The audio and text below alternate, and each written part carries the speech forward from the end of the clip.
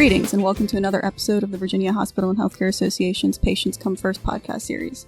Podcast episodes are available on Apple Podcasts, Spotify, Stitcher, TuneIn, Blueberry, SoundCloud, Deezer, iHeartRadio, Google Podcasts, Podbay, Overcast, Pocket Cast, and at www.vhha.com.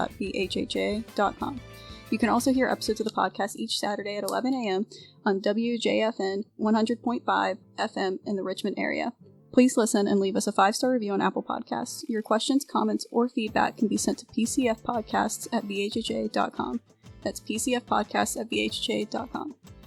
Today we're pleased to be joined by Amy Black, an award-winning Richmond-based tattoo artist and businesswoman whose clients include post-mastectomy breast cancer patients looking for a permanent anatomical tattoo to help them with psychological healing. In a moment, we'll talk with Amy about her work and what led her to this point. But first, welcome to the program, Amy. Hi, thank you. Thanks again for being with us today. As I understand it, you knew art was your life calling from an early age, and you've been tattooing professionally for 2 decades.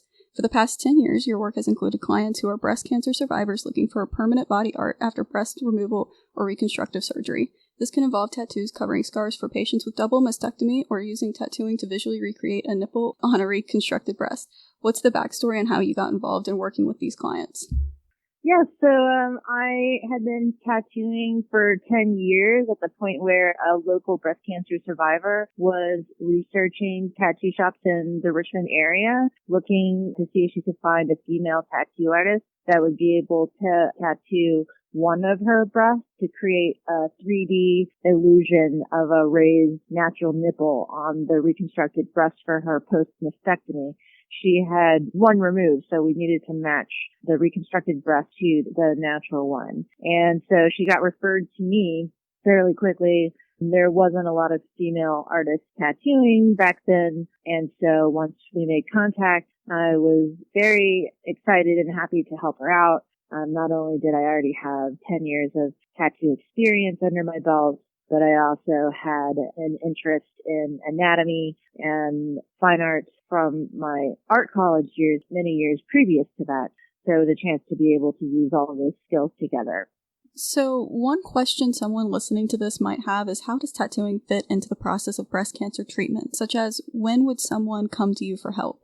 And also, beyond the visual element of a tattoo, what does your work mean to people in terms of their own peace of mind? The great thing about the tattoo part is that patients can reach out to me at any point in time, whether they're diagnosed or not even, whether they're not just thinking about whether or not they should consider this as an option, because you know how they're doing the genetic testing now. So some people just start researching before they even go in and check that out, all the way to I've had women contact me the day of their diagnosis, and I've even had people contact me 10 years after their cancer treatment had been finished. So there's really no timeline there, and that's, I think, what opens up that answer. And what's great is that, it's something that can be looked at as a positive thing for the patient to be able to research for themselves while they're dealing with cancer diagnosis and treatment options. So in terms of peace of mind, a lot of the main feedback I hear back from clients is the ability to no longer have to look down at the surgical areas and be reminded every day of what they went through. Because a lot of times they're missing an entire nipple or both nipples in the area. And that can be accompanied with the leftover surgical incision scars from whichever procedure they may have gotten. So to be able to create something else there, whether it's a natural nipple or nowadays a lot of people turn to decorative artwork. It gives them something else of their choosing to be able to uplift and sometimes, believe it or not, even forget about the cancer that they went through. And it might sound strange to say that part that they like to forget, but it is nice. It helps bring them back to a sense of normalcy to their day-to-day.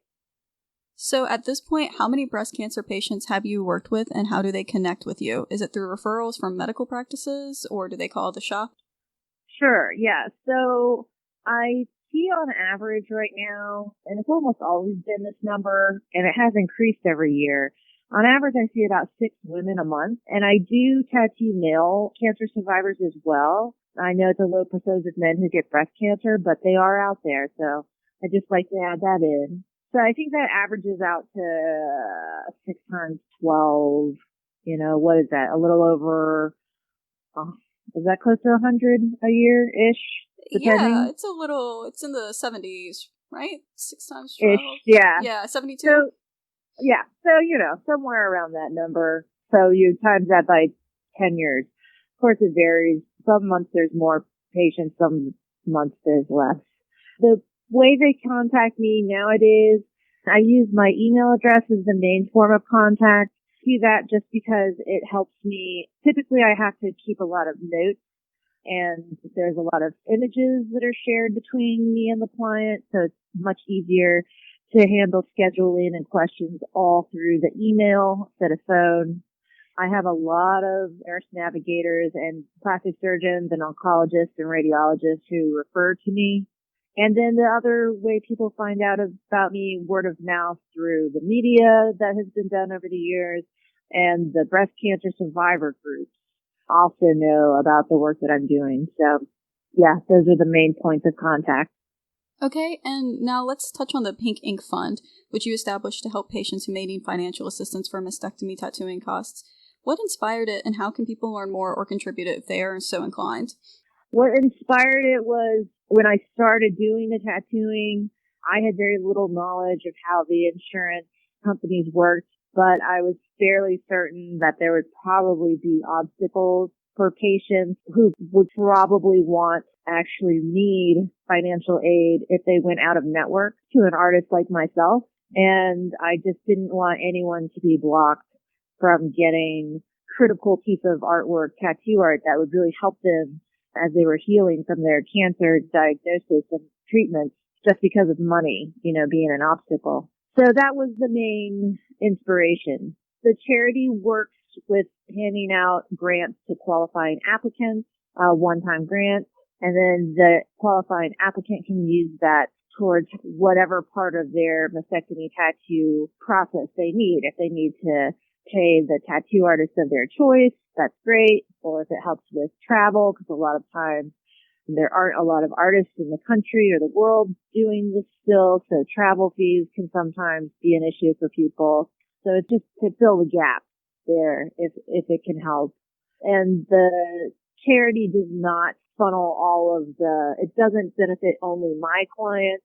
We are not necessarily attached to one specific tattoo artist or refer to tattoo artists. It's really just there specifically to go straight to the person in need for them to use. And as far as anyone who'd like to donate, the website, there is donation buttons on there. We do have people mail donations in to the mailing address, and I do have people who donate in person. Actually, a lot of my clients will donate in person, which is very generous and kind of them. So those are some of the ways that people can donate. We are about to change the application process over to a referral system from internally from the hospital's nurse navigators and oncologists who know which patients are in the most financial need. And that's an update that we're about to do in the charity to help get the funds to where they're needed the fastest. Thank you, Amy, so much for spending a few minutes to chat with us about your work today. Before you go, we have 2 final questions to give people a bit of a sense of who you are beyond the work you do. The first question is, what is the best piece of advice you've been given, and why is it important in your life? Okay, yeah, the best piece of advice I've ever been given was really along the lines of never give up.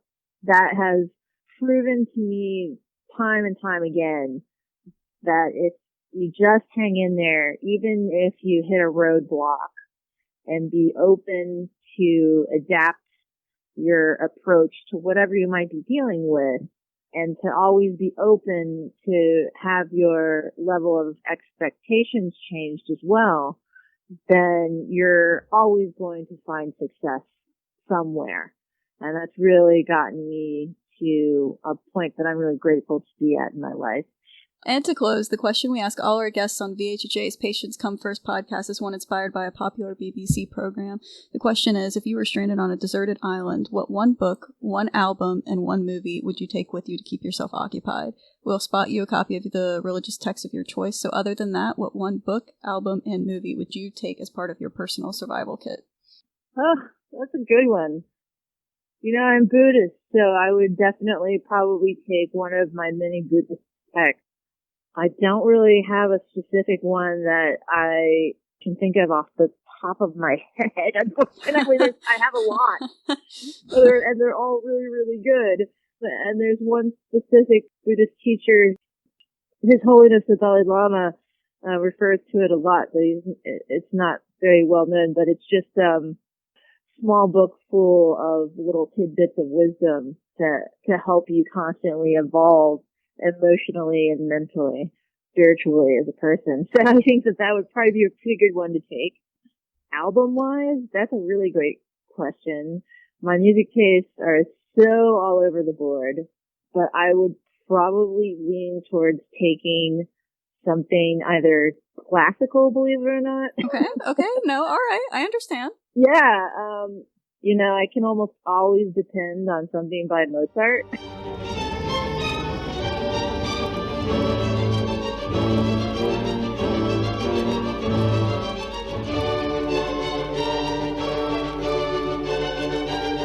Okay.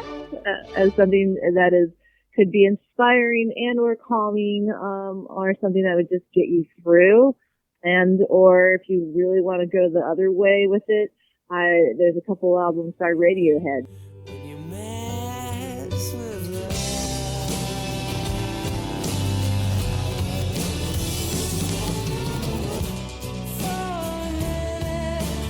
All right. Yeah, okay. Really, you know, to have a variety. Sure. And as far as movies go, I mean, it might be repetitive, but I've found so much great insight from becoming Buddhist. There's a couple of movies out that are documentaries on His Holiness the Dalai Lama, and they're all great. I still watch them again and again from time to time because it's like an onion. You know, there's just so many layers to them. I think the one that I've watched the most, there's a current one out called The Dalai Lama, the Scientist. It just came out, I think, in 2019. And I mean, it's just a wonderful documentary talking about how much of a scientist he is in nature and how he loves to have an open dialogue with many other scientists of all kinds of human sciences and astronomy and all the other things in the world, and how they meet and collaborate as they work towards trying to figure out ways to better humanity. So that would probably be my one. All right. Well, it sounds good. It sounds like a very inspiring survival kit to take with you. And that brings us to the conclusion of another episode of the Virginia Hospital and Healthcare Association's Patients Come First podcast. If you liked what you heard, please make sure to leave us a 5-star review on Apple Podcasts and subscribe so you know when new episodes are available. And thanks again to our guest, Amy Black.